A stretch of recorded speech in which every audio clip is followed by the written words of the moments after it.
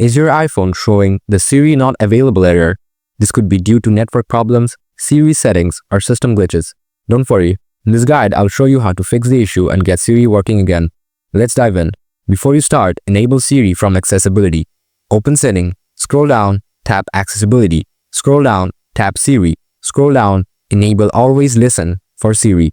Solution 1. Turn off restrictions. Open Settings, scroll down, tap Screen Time. Scroll down, tap Content and Privacy Restrictions. Toggle Content and Privacy Restrictions off. Enter passcode if prompted. Restart your iPhone. Now, check if the error is gone. Solution 2. Verify internet connection. Open a browser and go to fast.com to check your internet speed. If your connection is slow, enable airplane mode, wait a few seconds, then disable it. Switch between Wi-Fi and mobile data. After that, try saying Hey Siri again. Solution 3.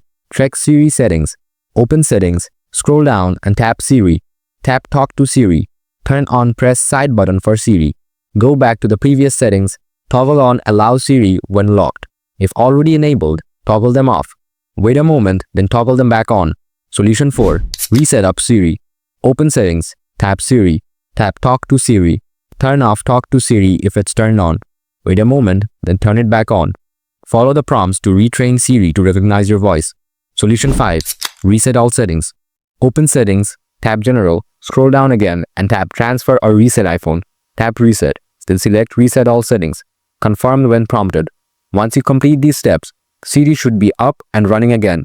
If you're still seeing the Siri Not Available error, don't hesitate to ask for more help. Thanks for watching.